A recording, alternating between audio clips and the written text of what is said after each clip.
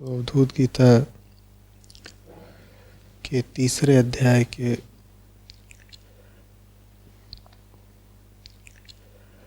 28वें, 29वें और 30वें श्लोकों से जिज्ञासा आई है।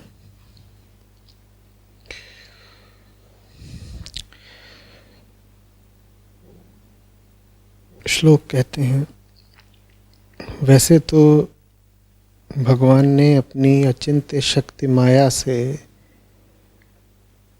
वृक्ष, सरीसृप, पशु, पक्षी, मछली आदि अनेकों प्रकार की योनियां रची, परंतु उनसे उन्हें संतोष न हुआ। तब उन्होंने मनुष्य शरीर की सृष्टि की। यह ऐसी बुद्धि से युक्त है जो ब्रह्म का साक्षात्कार कर सकती है। इसकी रचना करके वे बहुत आनंदित हुए। यद्यपि यह मनुष्य शरीर है तो अनित्य ही, मृत्यु सदा इसके पीछे लगी रहती है, परंतु इससे परम पुरुषार्थ की प्राप्ति हो सकती है। इसलिए अनेक जन्मों के बाद यह अत्यंत दुर्लभ मनुष्य शरीर पाकर बुद्धिमान पुरुष को चाहिए कि शीघ्र से शीघ्र मृत्यु के पहले ही मोक्ष प्राप्ति का यत्न कर ले। इस जीवन का मुख्य उद्देश्य मोक्ष ही है। विषय भोग तो सभी योनियों में प्राप्त हो सकते हैं, इसलिए उनके संग्रह में यह अमूल्य जीवन नहीं खोना चाहिए।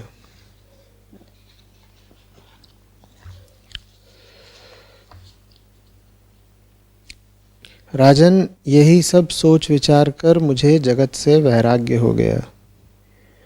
मेरे हृदय में ज्ञान विज्ञान की ज्योति जगमगाती रहती है। न तो कहीं मेरी आसक्ति है और न कहीं अहंकार ही। अब मैं स्वच्छंद रूप से इस पृथ्वी पर विचरण करता हूँ। तो प्रश्न कहता है कि उपरोक्त श्लोकों में मनुष्य शरीर ऐसी बुद्धि से युक्त है जो ब्रह्म का साक्षात्कार कर सकती है। शरीर की अनित्यता को जानकर बुद्धिमान पुरुष को मृत्यु से पहले मोक्ष प्राप्ति का यत्न करने की सलाह है।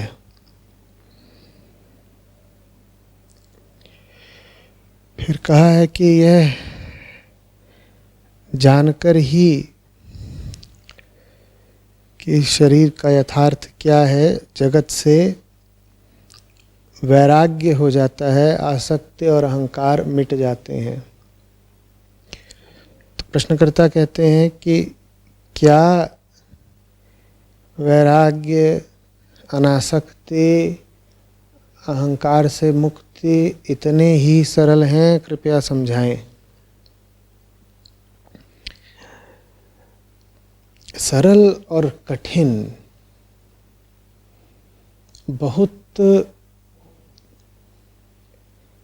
सापेक्ष शब्द है।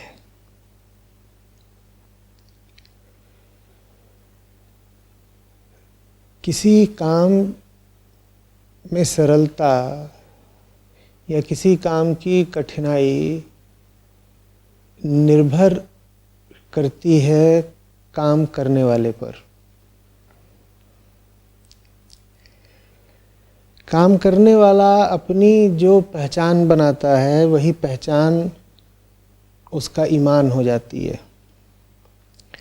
काम करने वाला अपने आप को जिस तरीके से परिभाषित करना चाहे, उसको पूरी स्वतंत्रता रहती है।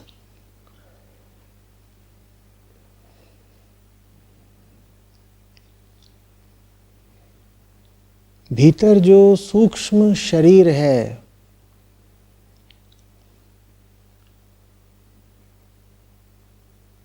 उसका ताना बाना, आकार प्रकार, उसका नाम और उसकी शक्ति,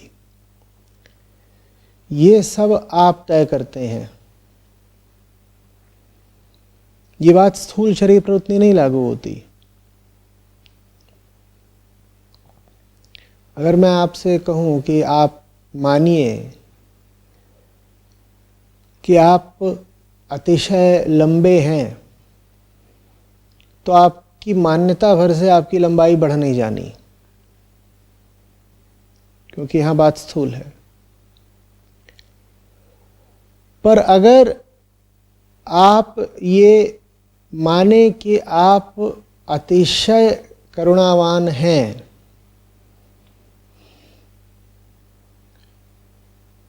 तो ये मान्यता निश्चित रूप से आपकी करुणा को विस्तार देगी। भीतर के जगत में आप वही होते हैं जो आप अपने आप को मानना और बनाना चाहते हैं। बात आपकी मर्जी, आपके ईमान, आपके चुनाव की है। अगर आप माने ही बैठे हैं कि आप छोटे हैं, क्षुद्र हैं, तो कोई भी काम आपके लिए कठिन हो जाएगा। अब कैसे कहें कि अनासक्ति या ज्ञान या वैराग्य सरल है या कठिन? वो तो इस पर निर्भर करता है कि आप क्या बने बैठे हैं, किस पहचान के साथ आपने अपना नाम और अपना सुख जोड़ लिया है। शक्तिहीनता के साथ, क्षुद्रता के साथ अगर आपने अपना नाम और नाता जोड़ रखा है, तो निश्चित रूप से कोई भी काम आपके लिए कठिन हो गया। जो अशक्त है उसके लिए कुछ भी सरल कहाँ।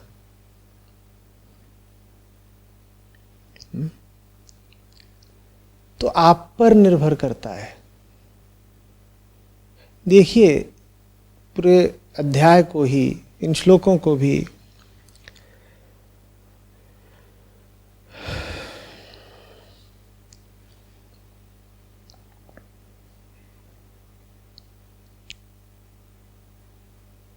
इरादा अगर हो जानने का, सीखने का, तो कोई पशु से सीखता है, कोई पक्षी से सीखता है, कोई पर्वत से सीखता है, कोई नदी से सीखता है। और बड़े मज़े की बात यह है कि जिस शरीर के साथ हम आमतौर पे अपनी पहचान बनाए रखते हैं, जिसका इरादा शरीर से मुक्ति पाने का हो, वो शरीर से भी मुक्ति सीख लेता है। क्या बात है।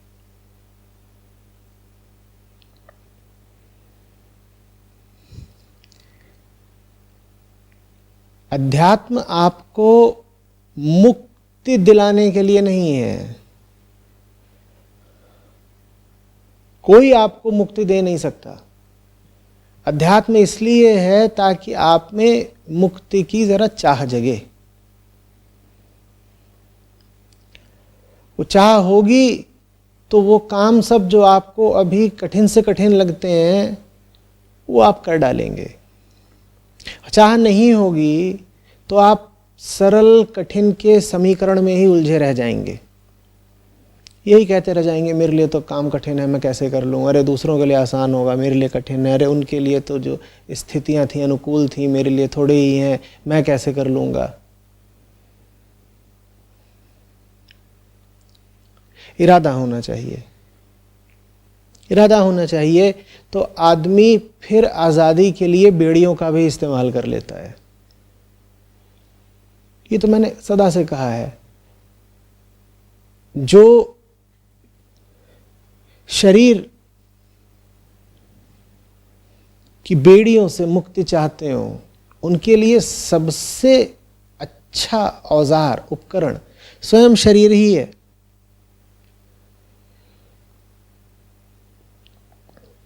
देखो शरीर को, बहुत साफ हो जाएगा कि इसकी पूरी माया, पूरा खेल क्या है। और ये बात जो शरीर के बारे में स्पष्ट हो रही है वो शरीर को नहीं स्पष्ट हो रही। जैसे ही ये देखा कि शरीर के बारे में कुछ पता चला जो शरीर को नहीं पता चला, वैसे ही जान जाओगे कि शरीर से पृथक कुछ पहचान है तुम्हारी।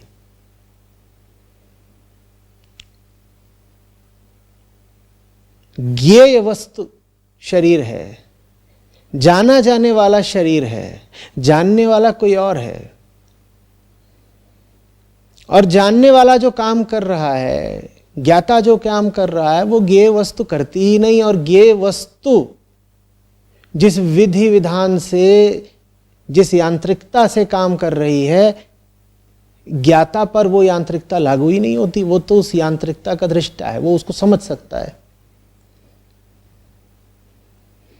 यही नहीं, शरीर जिस यांत्रिकता से काम करता है, जिस जैवीय रासायनिकता से पूरे तरीके से बंधा रहता है,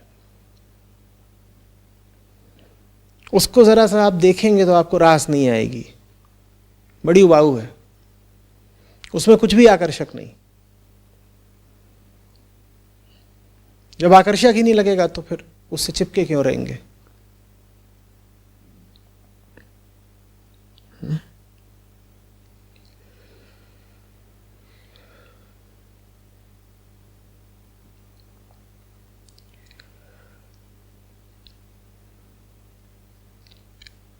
ग्रंथों में, शास्त्रों में, बोध पुस्तकों में जितने भी विवरण आएंगे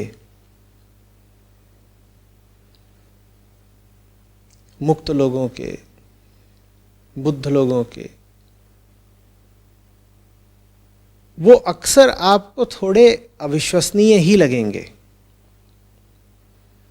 आप कहेंगे ऐसा थोड़ी हो सकता है, ऐसा नहीं हो सकता। भूलिएगा नहीं कि ये बात आप जो सामने घटना घटी है उसके बारे में नहीं कह रहे हैं, ये बात आप अपने बारे में कह रहे हैं।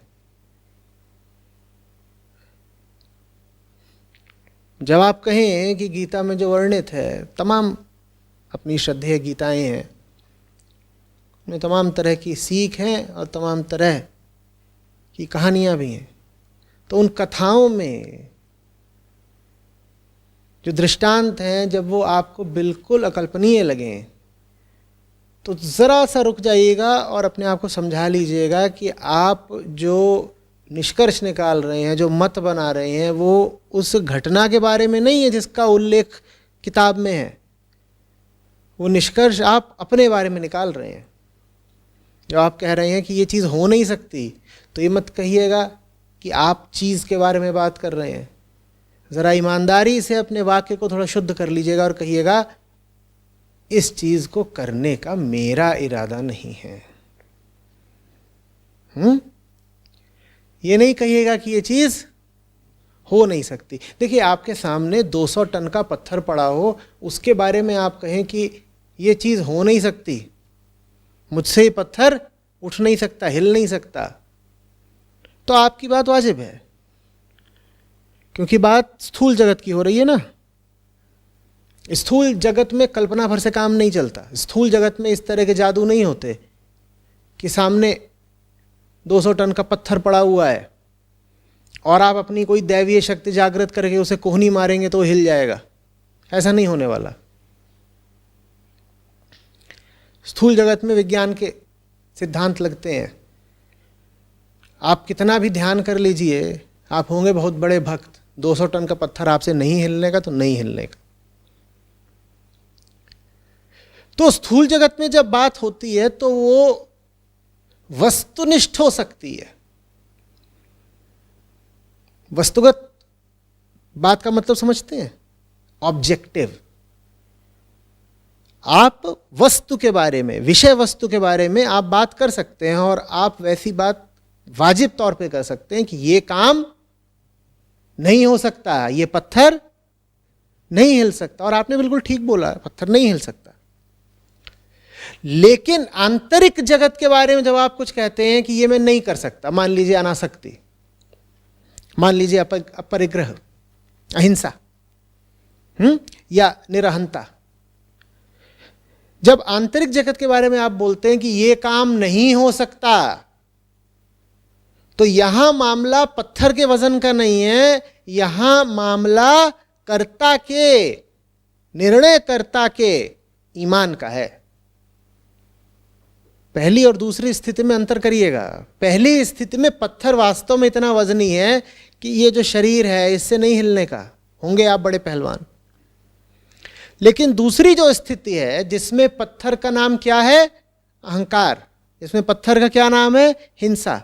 जिसमें पत्थर का क्या नाम है? द्वैत भावना। ये सब भी तो पत्थर ही है ना, मन पर पड़े रहते हैं, हमें बोझिल किए रहते हैं। बिल्कुल। अगर आप कहें कि ये पत्थर नहीं हिल रहे, तो फिर इसमें बात पत्थर के वजन की नहीं है, इसमें कठिनाई वस्तुगत नहीं है, यहां पर दुविधा, समस्या विषय की नहीं है, यहां पर सारा खेल विषयेता के इरादे का है। समझ में आ रही है बात? तो जब किसी के सामने कोई ऑब्जेक्टिव वस्तुगत समस्या हो तो उससे जरा संवेदना रखी जा सकती है। ठीक भाई, ये एक मशीन है और ये इस तरीके से निर्मित ही नहीं करी गई है कि एक वजन से ज्यादा उठा ले। इसमें अध्यात्म क्या कर लेगा? अध्यात्म मशीनों पर तो लागू नहीं होता ना, या होता है?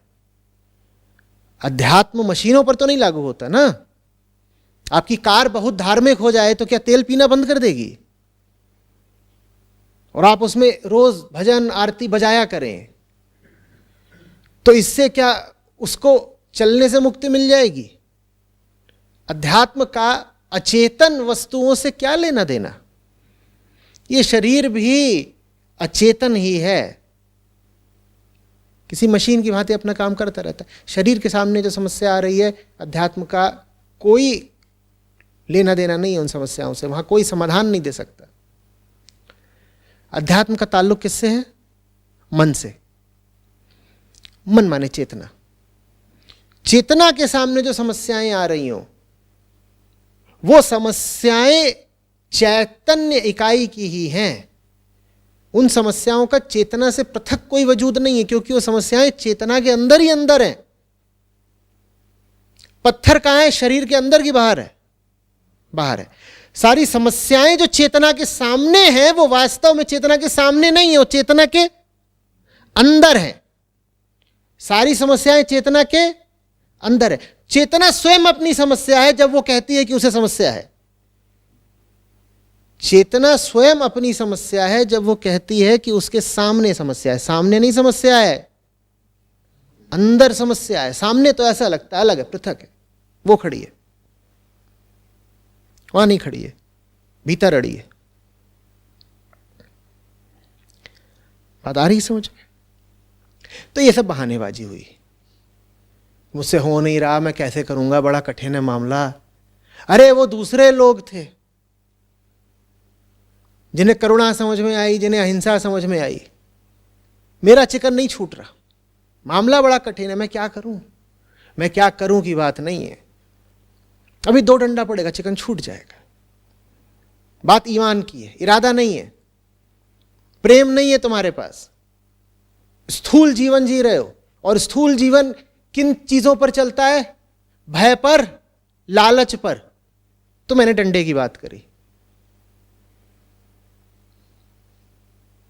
डंडा भी छोड़ दो, सरकार टैक्स लगा दे तुम्हारे चिकन पर 300-500% का भी छोड़ दोगे, क्योंकि वहां भी बात स्थूल हो जाएगी ना, जेब से रोकड़ा निकालना पड़ेगा। बात आ रही समझ में? आंतरिक जगत में जब भी कोई बड़ा कमजोर अपने आप को प्रदर्शित करे, जान लेना कि यह बहानेबाजी है, निरी बेईमानी है। मैं क्या करूं, मुझे शास्त्र समझ में नहीं आते, मैं क्या करूं, मैं आचार्य जी के सामने बैठता हूं, मुझे नींद आ जाती है, आ नहीं जाती है। मक्कार आदमी अपने आप को न सिर्फ सोने की अनुमति देता है बल्कि सक्रिय रूप से नींद को आमंत्रित करता है। किसी की टांग टूटी हो और वो यहां पालथी मार के बैठ ना जाए तो हमारी सहानुभूति उसके साथ है, क्योंकि यहां मामला क्या हुआ, स्थूल हुआ। टांग टूटी है, टांग पदार्थ है, हड्डी टूट गई भाई, जैसे खंबा टूट जाता है, हड्डी टूट गई। अब इसमें अध्यात्म क्या करेगा हड्डी के टूटने में? लेकिन कोई कहे नहीं मैं सामने बैठता हूं और मुझे कुछ समझ में नहीं आता। क्या हिंदी नहीं आती, अंग्रेजी नहीं आती, क्या समझ नहीं आता? यहां बात इरादे की है। अधर्म में पग गए हो, अधर्म में गहरी रुचि हो गई है, नियत गड़बड़ है। नहीं, आप जो बातें बोलते हैं वो वैसे तो सब ठीक हैं, पर अमल में लानी कठिन है। वक्तव्य ही झूठा है। अमल में लानी कठिन नहीं है, इरादा नहीं है, इरादा नहीं है। मैंने तुमसे कहा होता, दोहरा के कह रहा हूं, मैंने तुमसे कहा होता कि रोज सुबह 200 मन का पत्थर उठाया करो तो मोक्ष पा जाओगे, और तुम कहते ये बड़ी कठिन साधना बता देते हैं, मुझसे होता नहीं, तो मैं सहमत रहता। बहुत कठिन बात बोल दी, तुम कैसे उठा लोगे, दुबले पतले तुम्हारे बाजू, इनसे कहां। लेकिन जो बात बोली गई है वो आंतरिक जगत की है, वहां सिर्फ और सिर्फ तुम्हारा इरादा कामयाब होता है, और अगर नाकामयाबी है तो वो भी तुम्हारे इरादे की है। मंसूबा, नियत, उद्देश्य, लक्ष्य, चाहते क्या हो, कामना किस चीज की है। मैं जो बात बोल रहा हूं उसकी इच्छा करोगे वो हो जाएगी, इच्छा नहीं करोगे क्योंकि तुम्हारी इच्छा कहीं और बंधी हुई है।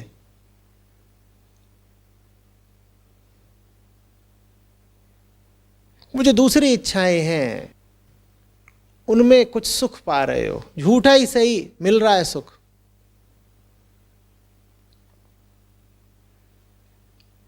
फिर सवाल ये उठता है कि वहां अगर सुख पा ही रहे हो तो गीता काहे को उठा ली? गीता इसलिए उठा ली क्योंकि वहां जो सुख मिल रहा है वो अधूरा सुख है। अधूरे सुख में भी जो रुचि ले रहा होगा वो बड़ा लालची आदमी होगा। तो ये लालच है कि उधर का तो कुछ मिल ही रहा है आधा अधूरा, जरा अध्यात्म के दरवाजे से भी सुख ले लें, जो भी मिलता हो आधा अधूरा, और क्या पता वहां का आधा और यहां का आधा मिलके पूरा हो जाए। थोड़ा घर का थोड़ा मंदिर का, दोनों तरफ का थोड़ा थोड़ा ले लें तो ऐसे नहीं होता भाई। आधा लड्डू मिला के एक लड्डू हो जाता है, क्योंकि वहां मामला स्थूल है। पर आधी नीयत और आधी नीयत मिला के पूरी नीयत नहीं हो जाएगी। आधा आदमी और आधा आदमी जोड़ दो तो पूरा आदमी नहीं बन जाएगा। यहां मामला चेतना का है। एक आदमी के 2 फांक कर दो, हाँ, 80 किलो का आदमी था, फिर दोनों फांकों को जोड़ दो, कितना हो जाएगा? दोबारा 40 और 40 80 हो जाएगा ना? ठीक है। अरे खून ऊन गिर गया हो तो फिर उठा के पोत दो उसके मुंह पे, मर तो गया ही। तो जो 2-4 ग्राम कम हुआ होगा वो भी तुम वापस कर सकते हो। 80 हो गया दोबारा वापस, कोई नुकसान नहीं। वहां आधा और आधा पूरा हो जाते हैं ना। पर जो तुमने पूरा कर लिया है स्थूल आयाम में, मुझे बता दो इसमें कुछ भी सूक्ष्म बचा है क्या? ये जो 80 किलो की अब तुम्हारे सामने चीज पड़ी हुई है स्थूल, इसमें कुछ भी सूक्ष्म बचा है? तो सूक्ष्म जगत में ऐसा नहीं होता कि आधा और आधा जोड़ दो तो पूरा हो जाएगा। वो काम तुम लाश के साथ कर सकते हो, चेतना के साथ नहीं कर सकते।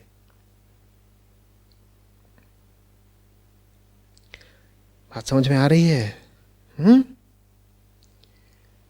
तो ये सब बातें आप अपने से दूर ही रखें तो अच्छा। मुझसे होता नहीं है, मेरे लिए कठिन है, मुझे समझ में नहीं आता। एक नियम ही बना लीजिए, मूल अनुशासन।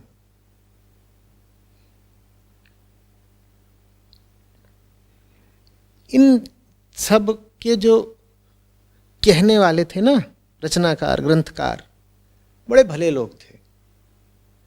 उनको भगवान या अवतार वगैरह न मानो तो बेहतर है। मान लो कि इंसान ही थे, बहुत लेकिन प्रेमी इंसान थे। तो जितने साफ, जितने सरल तरीके से बात कही जा सकती है उन्होंने कही, और जितने सरल तरीके से कह दी गई है उससे ज़्यादा उसको सरल अब किया नहीं जा सकता। कई बार तो मुझे ताज्जुब होता है कि इस बात को ऐसे बता दिया।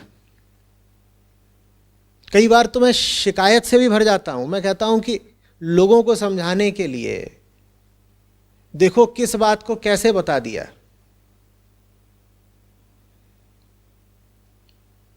और बात को जितना हल्का करके बता दिया, जितना सरल करके बता दिया,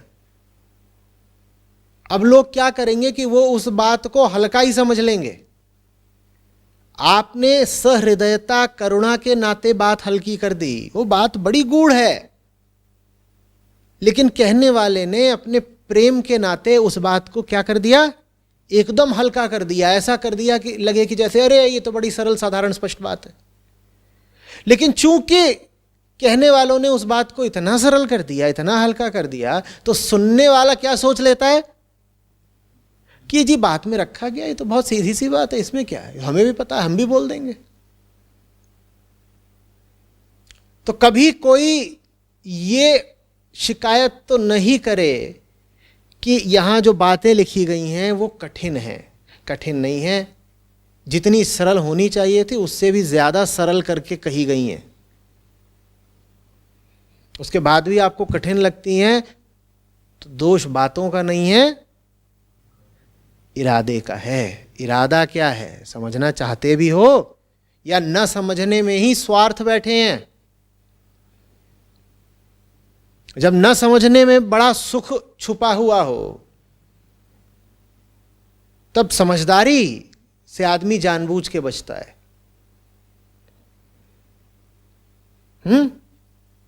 कुछ सालों पहले यहां संस्था में लोगों ने एक पोस्टर लगा रखा था, मैंने ही कहीं बोल दिया होगा, we have a great interest in not understanding. न समझने में हमारी बड़ी रुचि है, और इंटरेस्ट का मतलब स्वार्थ भी होता है। न समझने में हमारा बड़ा स्वार्थ है।